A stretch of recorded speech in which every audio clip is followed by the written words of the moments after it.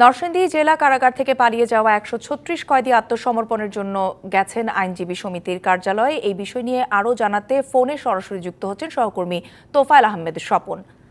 স্বপন, এই ১৩৬ জন যারা আত্মসমর্পণ করতে এসেছেন তাদের সঙ্গে কোনো কথা হয়েছে কিনা এবং কোন প্রক্রিয়াতে তারা আত্মসমর্পণ করবেন, সবশেষ কি পরিস্থিতি বলবেন?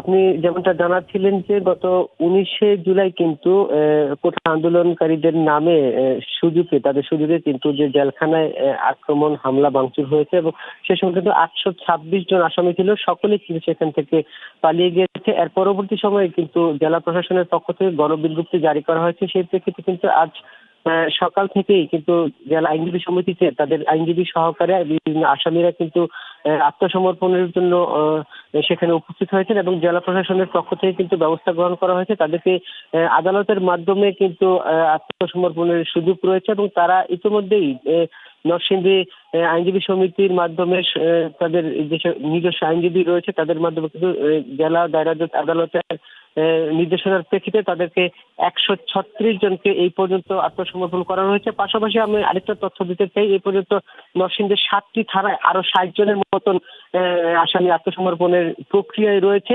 এবং তাদেরকে কিন্তু ইতিমধ্যেই জেলা প্রশাসনের পক্ষ থেকে তাদেরকে বিকল্প ব্যবস্থায় বন্দী হিসাবে সংরক্ষণের ব্যবস্থা গ্রহণ করা হয়েছে।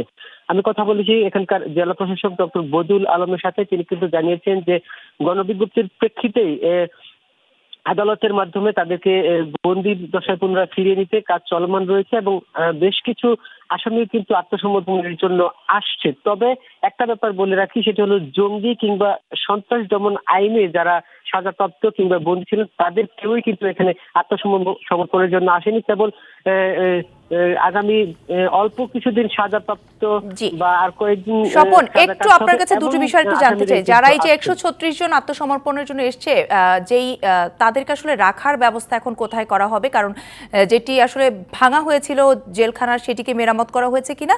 পাশাপাশি ৮২৬ জনের মধ্যে ১৩৬ জন এসছে, বাকি যারা এখনো পলাতক আছে তাদের ব্যাপারে পুলিশ বা প্রশাসনের কোনো তথ্য আছে কিনা?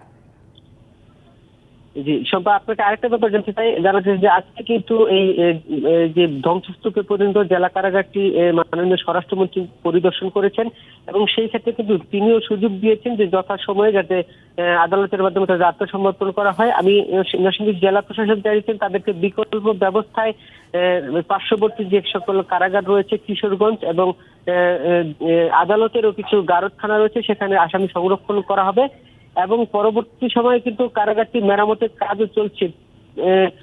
সে গণপূর্ত বিভাগ কিন্তু সেই ক্ষতিগ্রস্ত কারাগারটি মেরামতের কাজ করছে। সেটি আগামী এক সপ্তাহের মধ্যে পুনরায় নির্মাণ হলে কিন্তু পরবর্তী সময়ে আসামিদেরকে আবারও সেখানে স্থানান্তর করা হবে বলে নরসিংদী জেলা প্রশাসক ডক্টর বদিউল আলম আমাকে নিশ্চিত করেছেন। জি, তোফায়েল আহমেদ স্বপন, অনেক অনেক ধন্যবাদ। আমাদের সঙ্গে টেলিফোনে সরাসরি যুক্ত হয়েছিলেন।